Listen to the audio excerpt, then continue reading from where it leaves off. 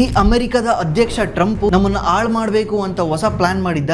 ಆದ್ರೆ ನಮ್ಮ ಇಂಡಿಯಾ ಇದರಿಂದ ಹೊರಗೆ ಬಂದು ಉದ್ಧಾರ ಆಗ್ತಾ ಇದೆ. ಈ ಟ್ರಂಪ್ ಆಗಸ್ಟ್ 27ರಿಂದ ನಮ್ಮ ಇಂಡಿಯಾ ಮೇಲೆ 50% ಟ್ಯಾರಿಫ್ ಬೀಳುತ್ತೆ ಅಂತ ಅನೌನ್ಸ್ ಮಾಡಿದ್ದ. ಇದರಲ್ಲಿ ತುಂಬಾ ಎಫೆಕ್ಟ್ ಆಗ್ತಿದ್ದು ಟೆಕ್ಸ್ಟೈಲ್, ಜ್ಯುವೆಲರಿ ಮತ್ತೆ ಜಮ್ಸ್ ಇಂಡಸ್ಟ್ರಿನಲ್ಲಿ. ಇದರಿಂದ ನಮ್ಮ ಲಾಂಗ್ ಟರ್ಮ್ ಎಕ್ಸ್ಪೋರ್ಟ್ಗೆ ತುಂಬಾ ಎಫೆಕ್ಟ್ ಆಗ್ತಾ ಇತ್ತು. ಆದ್ರೆ ನಮ್ಮ ಇಂಡಿಯಾ ಮಾಡಿರೋ ಹೊಸ ಸ್ಟ್ರಾಟಜಿಯಿಂದ ಈ ಟ್ರಂಪ್ ಅಳ್ಕೊಂಡ್ ಕೂತ್ಕೊಳ್ಳೋ ಅಂತ ಪರಿಸ್ಥಿತಿ ಬಂದಿದೆ. ಯಾಕಂದ್ರೆ ನಮ್ಮ ಇಂಡಿಯಾ ತಲತಲಾಂತರದಿಂದ ದುಶ್ಮನಿ ಕಾಯ್ಕೊಂಡ್ ಬಂದಿದ್ದ ಚೈನಾ ಜೊತೆ ಇವಾಗ ಫ್ರೆಂಡ್ಶಿಪ್ ಬೆಳೆಸ್ತಾ ಇದೆ. ಇದರಿಂದ ನಮ್ಮ ಇಂಡಿಯಾದು ಮತ್ತೆ ಚೈನಾದು ರಿಲೇಶನ್ಶಿಪ್ ಇಂಪ್ರೂವ್ ಆಗ್ತಾ ಇದೆ. ಚೈನಾ ನಮ್ಮ ಇಂಡಿಯಾಗೆ ಈ ರೇರ್ ಅರ್ತ್ ಮಿನರಲ್ ಮತ್ತೆ ಮ್ಯಾಗ್ನೆಟ್ ಮತ್ತೆ ಈ ಮೆಟ್ರೋ ಟನಲ್ ಬೋರಿಂಗ್ ಮಿಷಿನ್ ನ ಇಂಡಿಯಾಗೆ ಎಕ್ಸ್ಪೋರ್ಟ್ ಮಾಡೋದನ್ನ ಬ್ಯಾನ್ ಮಾಡಿತ್ತು. ಇವಾಗ ಚೈನಾ ಹೇಳ್ತಾ ಇದೆ, ಇವಾಗ ನಾನು ಈ ಬ್ಯಾನ್ ಎಲ್ಲಾನು ಲಿಫ್ಟ್ ಮಾಡ್ತೀನಿ, ನೀವು ಬೇಕಿದ್ರೆ ಚೈನಾದಿಂದ ಇಂಪೋರ್ಟ್ ಮಾಡ್ಕೊಬಹುದು ಅಂತ ಹೇಳ್ತಾ ಇದೆ. ಆಮೇಲೆ ನಮ್ಮ ಇಂಡಿಯಾ ಚೈನಾಗೆ ಎಕ್ಸ್ಪೋರ್ಟ್ ಮಾಡ್ತಿದ್ದ ಐಟಮ್ ಅಲ್ಲಿ ಒಂದೇ ವರ್ಷದಲ್ಲಿ ಅದು 18% ಇಂಪ್ರೂವ್ ಆಗಿದೆ. ಆಮೇಲೆ ನಮ್ಮಿಂದ ಹೋಗ್ತಿದ್ದ ಪೆಟ್ರೋಲಿಯಂ ಪ್ರಾಡಕ್ಟ್ ಒಂದೇ ವರ್ಷದಲ್ಲಿ ಡಬಲ್ ಆಗಿದೆ. ಇಷ್ಟೇ ಅಲ್ಲದೆ ನಮ್ಮ ಇಂಡಿಯಾ ರಷ್ಯಾ ಜೊತೆಗೂ ರಿಲೇಶನ್ಶಿಪ್ ನ ಸ್ಟ್ರಾಂಗ್ ಮಾಡ್ಕೊಂತ ಇದೆ.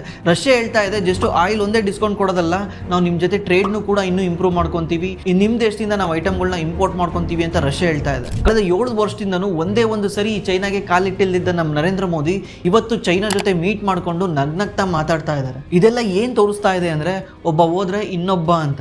ಜಿಯೋ ಪಾಲಿಟಿಕ್ಸ್ ಅಲ್ಲಿ ಯಾರು ಫ್ರೆಂಡ್ಸು ಅಲ್ಲ, ಯಾರು ವೈರಿಗಳಲ್ಲ, ಎಲ್ಲಾನು ಬಿಸ್ನೆಸ್. ಯಾರ ಹತ್ರ ಬಿಸ್ನೆಸ್ ಚೆನ್ನಾಗಿರುತ್ತೆ ಅವ್ರ ಫ್ರೆಂಡ್ಸು, ಯಾರ ಹತ್ರ ಬಿಸ್ನೆಸ್ ಚೆನ್ನಾಗಿರಲ್ಲ ಅವ್ರ ವೈರಿಗಳು. ಇದ್ರ ಬಗ್ಗೆ ನಿಮ್ಗೆ ಏನಿಸುತ್ತೆ ಕೆಳಗಡೆ ಕಾಮೆಂಟ್ ಮಾಡಿ.